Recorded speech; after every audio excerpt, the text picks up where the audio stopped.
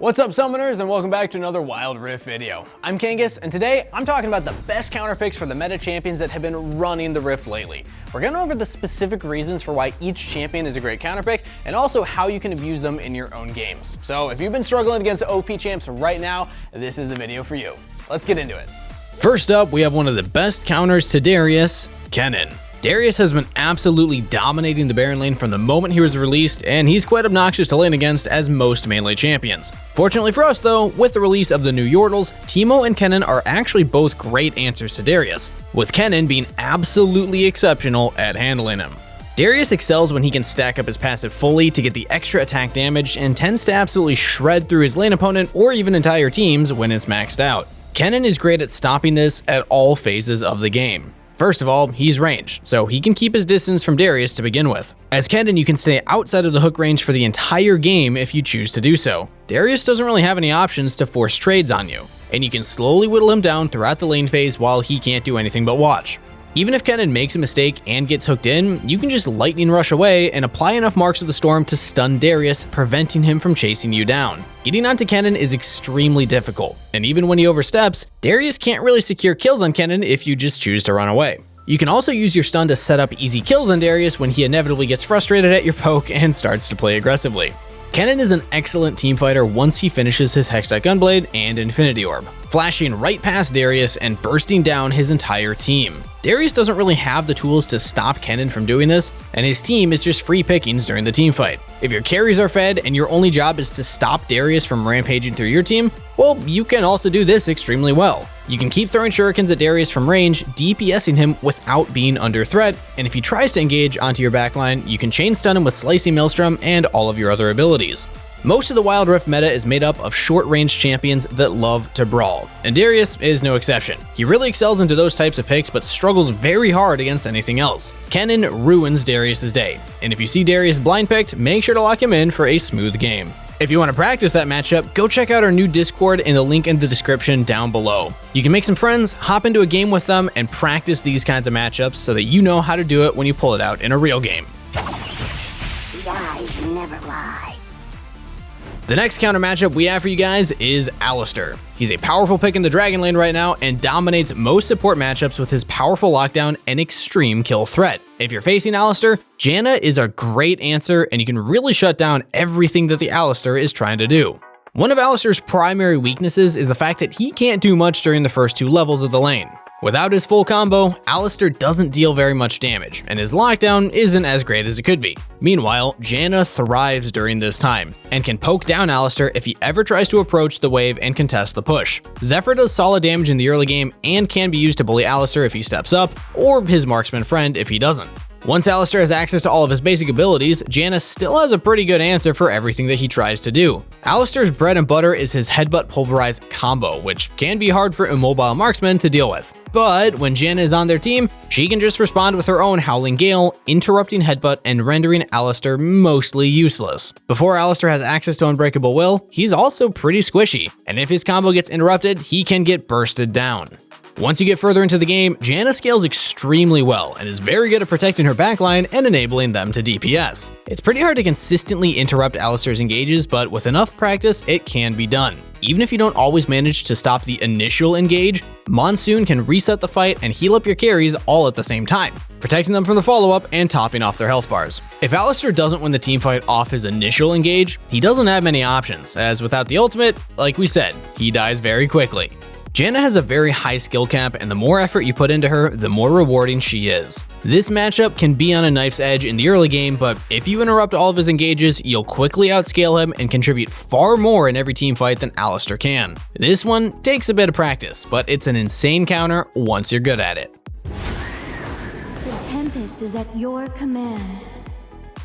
Before getting into the rest of the list, our question of the day is, what's your favorite champion to play against? Personally, I like playing against Seraphine because while she can be annoying, she's pretty squishy and I like playing champions that can engage hard, so I can blow her up very fast with my team on the same page. Let me know yours in the comments down below. The next counter that we have for you all is a little unorthodox for the mid lane, but it really puts Zed in the dumpster. The classic rock in the Baron lane Malphite can be used to great success against all mid lane assassins, but especially Zed. Assassins thrive on being able to burst down carries, but absolutely struggle against anything with a big health bar and lots of resistances. Malphite loves playing against AD champions, and of course Zed is no exception. During the laning phase, you can poke out Zed with Seismic Shard, and there's really not much he can do to stop you. Your shield helps block his shuriken poke, and once you get some armor under your belt, he's going to be very sad since you will take virtually no damage. You can bully him out of lane, and he just has no chance to kill you, as long as you don't get too low and die before your first buy.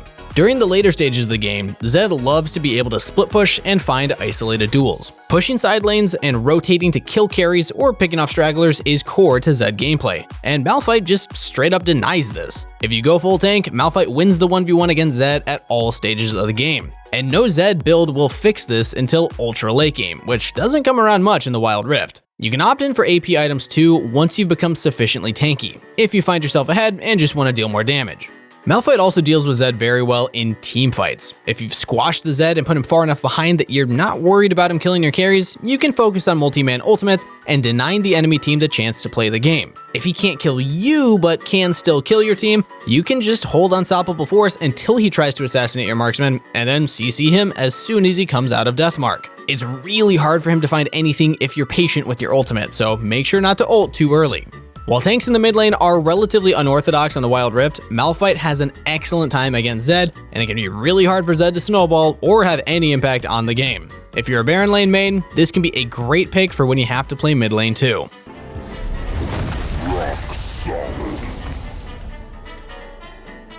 We talked about Kennen being a counter into Darius earlier, but Kennen himself is also a very common Baron lane pick, and that sometimes you might find yourself having to pick into him. Most Baron laners are quite frustrating to play into Kennen, and they tend to get bullied out during the laning phase. Also, Kennen just destroys teams during the mid game. Once you lock in Dr. Mundo though, this all changes. Kennen loves to auto-attack the enemy laner down and harass them with shurikens, but when you're playing Mundo, you can just farm from range with your infected cleavers and stay well outside of Kennen's effective range. You can even harass him with your long-range cleavers if you're accurate enough, and once a few of them hit, Kennen will be scared of getting all in or ganked.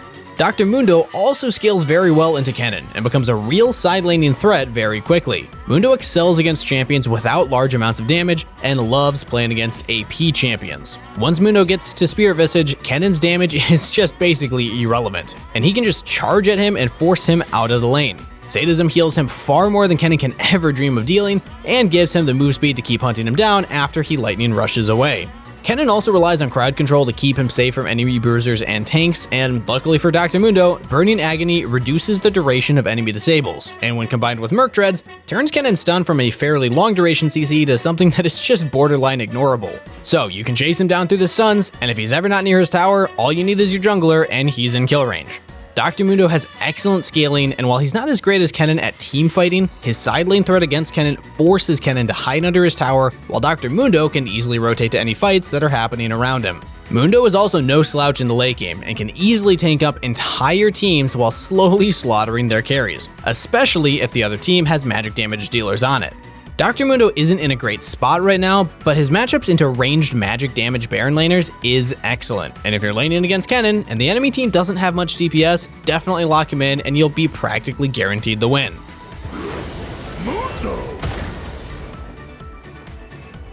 And the last counter pick that we have today is Vayne into Kaisa. Kaisa is pretty strong right now, and while she isn't dominating as many lanes as Miss Fortune or Draven, she's still extremely powerful and is great at following up on engages. Vayne doesn't have many favorable matchups or many games that she's good in, but in the right situations, she can be an excellent pick into Kaisa specifically.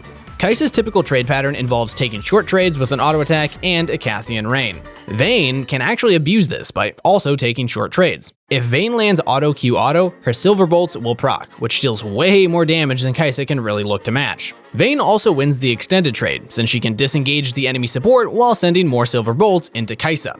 Vayne scales extremely well, and deals way more damage than Kaisa throughout the entire game. If Vayne ever catches Kaisa in the side lane, she straight up wins the duel, and can make very short work of Kaisa before returning to farming.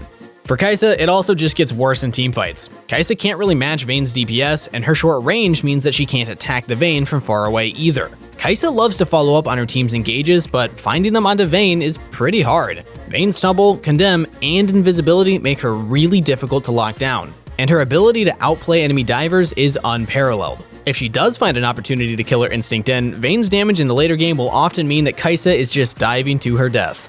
Vayne's not in the best position power-wise at the moment, but her laning phase into Kaisa is pretty good, and the way she likes to play the game matches up extremely well into how Kaisa compositions like to function. If you're a skilled Vayne player, this is the best place to pick her, and you can easily find some wins. Time for reckoning. So remember, if you don't want to play the broken champs, at least just play what shuts them down. Thanks for watching, everybody. If you enjoyed the video, make sure to leave a like. It really helps us out. And also sub to the channel so that you catch all of our future content. That's it for today. So as always, best of luck on the Rift. Stay hydrated, and I'll see you next time.